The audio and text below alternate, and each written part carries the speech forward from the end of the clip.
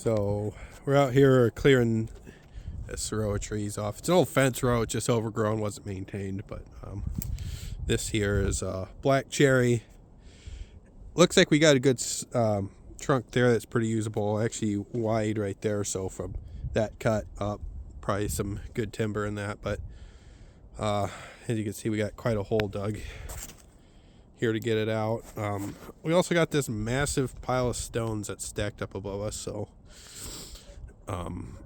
yeah, more stone to get rid of. So either dig this hole out more and bury them here. I don't know what we'll do, but yeah, we try and save the useful timber as we can. It looks like there's a lot of black cherries out here, which is that's a good thing. I wish they were red or white oaks or walnut, but we'll take them. But usually the fence row trees, you got to get real picky about what you're going to save on them. I started making a cut there, and I need a new blade on myself. But anyway, these fence row trees, they usually don't grow quite. They get kind of knobby, and that's a useless one there. The next one's probably totally useless too. But there might be a stick or two on each one we can salvage and use something. There's not many here, probably 5 or 6. But worst part of this job is going to be all these stone, and there's stumps in here too. A little bit of frost in the ground, which that isn't a problem, but when you have frost and stone, that's a pain because it's much harder to break through that frost. A little bit of frost when you got stone under it. But I'll pause here for a second, and once I start pushing them over, I'll start recording again. Okay, so we'll try this camera setup. I don't know which mic it's on, if it's on my phone mic or on my earpiece here. Hopefully it's on my earpiece so you can actually hear what I'm saying.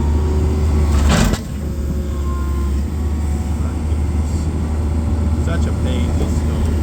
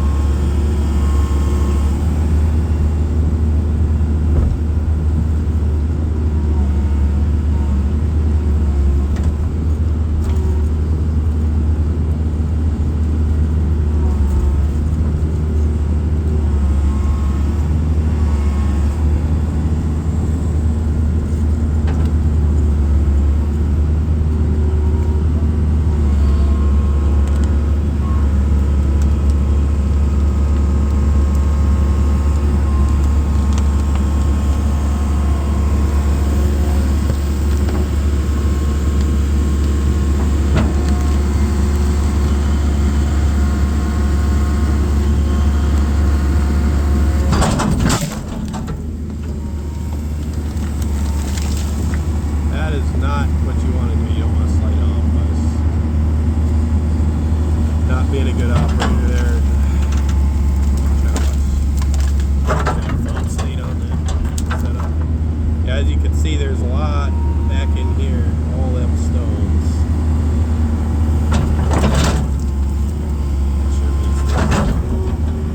Oh, I'm just gonna try and push this thing up a little bit and then knock some of the dirt off the roof wall, and then when I get all of them done, I'm gonna track around to the other side, and the plan is to zoom this on. Well, that'll help.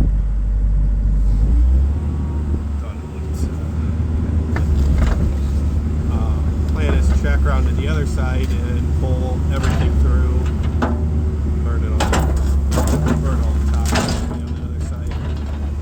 This entire thing will get burned. It's very pretty even just the size of it. Useful way to mill that into anything good. That's what you tend to get on these stumps or trees. A lot of unusable stuff.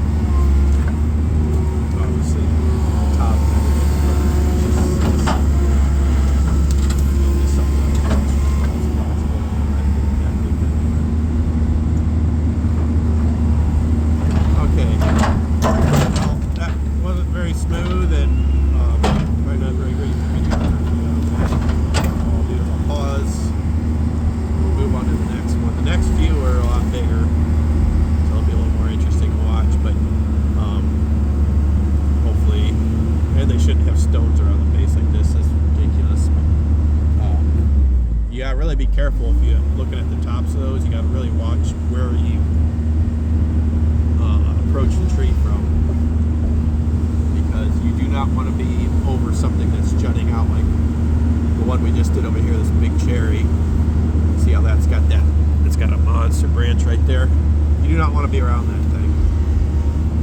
You want to be under a place that if it sheds, it's not going to come through your cab and kill you. So you do got to be smart about it.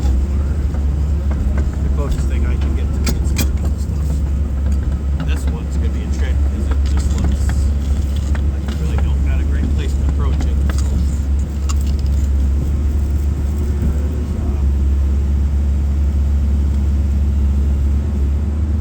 really, by all rights, I ought to be pushing this one the other way, but I really don't want to do that. So I think somewhere about in here is about the safest spot I got to push.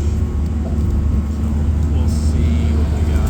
So this one up here, I can see that it's cracked this section of the fence already. Mostly brush, probably wire. Yeah, there's steel fence posts. Definitely got wire with it. Here's a little stump. Really small one, so it should come up pretty easy. I'll probably pop that one up.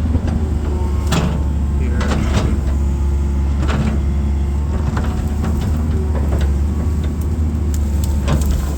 Yeah, surface frost really isn't a problem. I can punch right through that.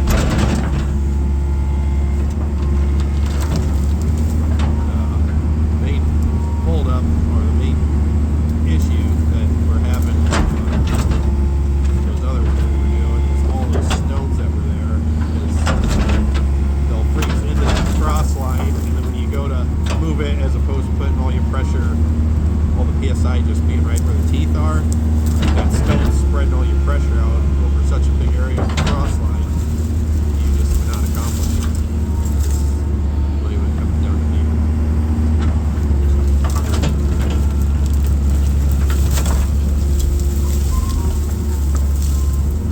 All this crap. That's it. Get it all clear out here. Hopefully it's too far straight through, and we don't have to deal with separate things in this.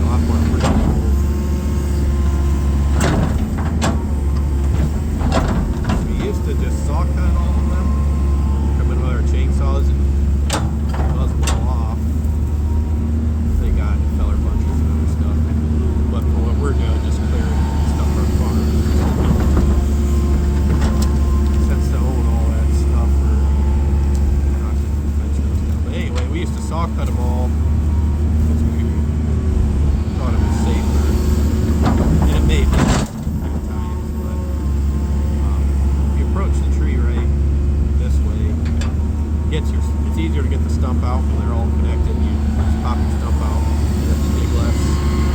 If you saw cut it, come back and try and pop all your stumps. It's just less work on with the machine this way. But like I said, you gotta be careful as to what the top of this tree is doing, because obviously we're looking here at the base and that top could be doing anything. If there's a dead and you're not careful, you got a Widowmaker up there. Doing this nonsense, that thing can come right down on you.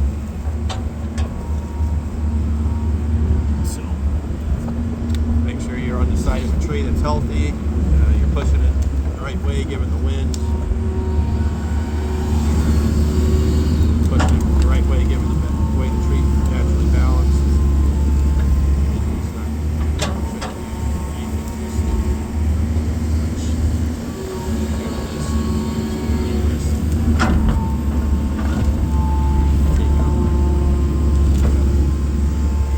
Do everything the best way you can to get the job done.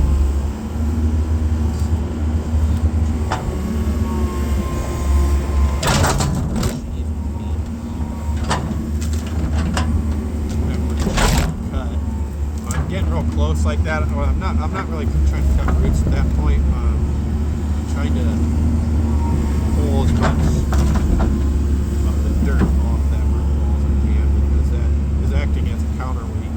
It's making the tree bottom heavy and wanting to stay in place. You can pretty much cut all the way around a tree and it will just stand there. If I did this all the way around the tree, it will still just stand there because of how much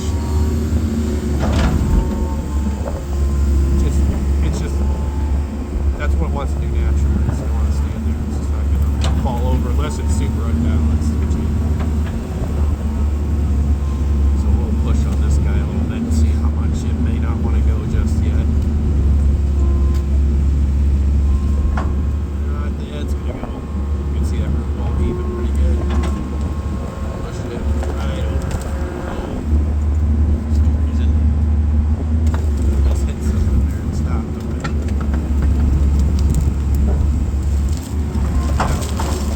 Try far side root.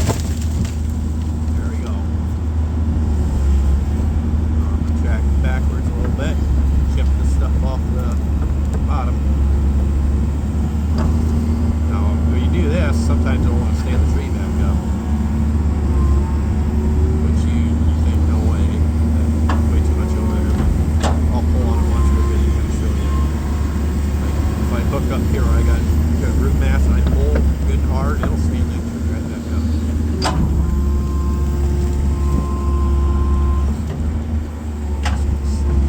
Not quite going to stand back up, but yeah, you do that.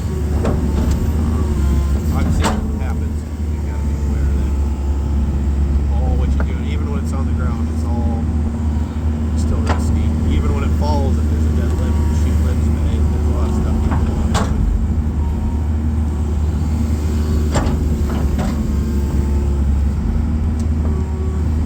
Push them all over, and I'll come back with my saw, cut stumps off, cut any good sections out. We're going. Pull all the tops of that site, stack them.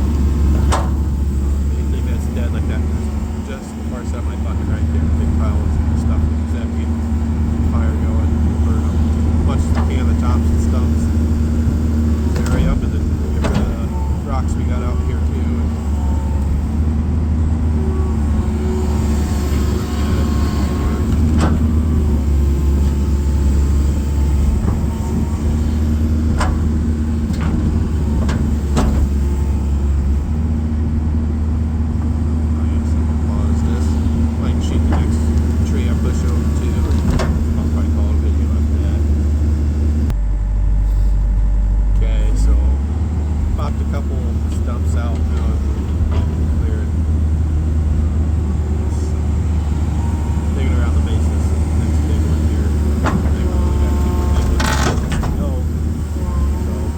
Something else you really want to watch is trying to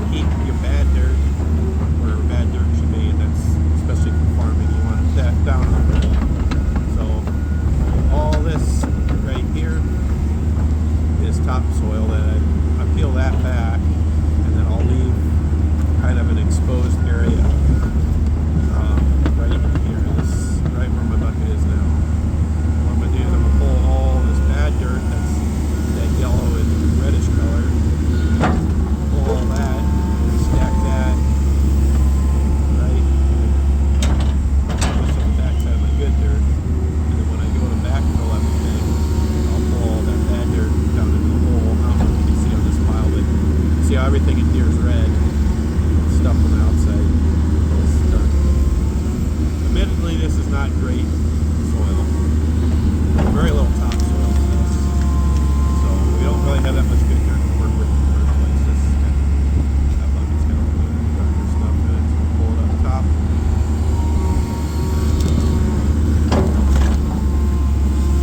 Yeah, that you really want to keep the bad dirt down at the bottom of everything, because it just won't.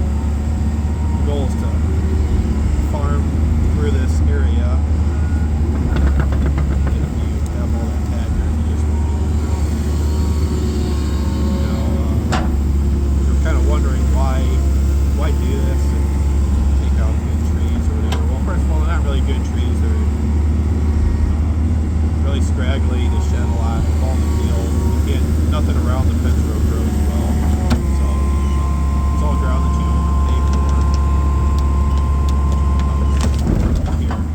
So if you just neglect it and you don't clear these out, it's just inefficient, makes your operation inefficient, and you're just giving up production acres for really no reason.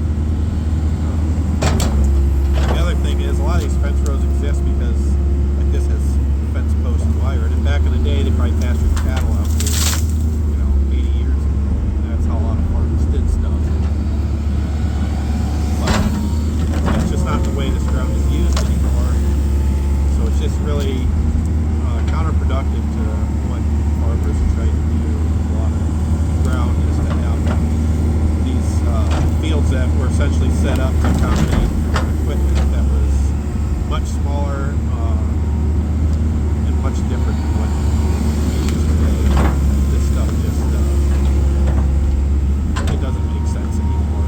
It's overgrown, poorly maintained, and even back 80 years ago when this stuff was fences, there weren't these trees here. The reason the trees come is because when they quit maintaining the fences for cattle and they started row crop farming,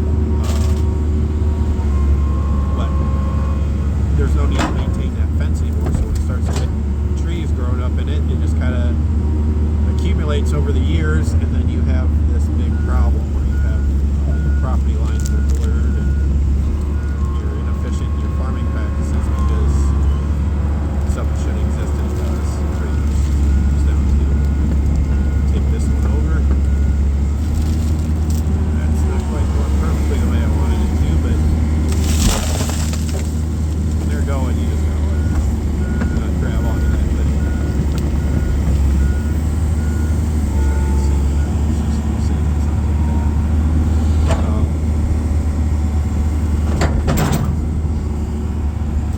Same process, chip a little bit. You can see how this dirt is just not good. Keep that here at the bottom of this hole. This is just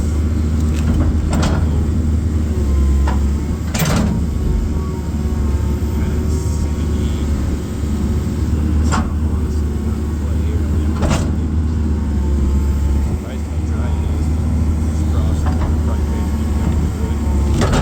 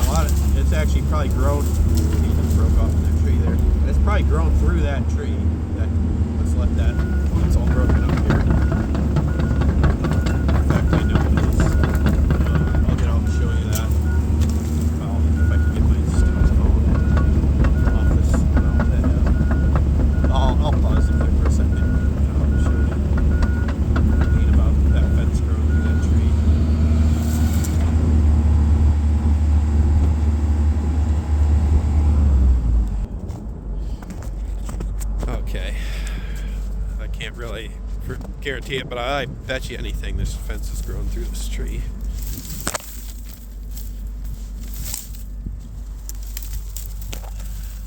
Fence wire there.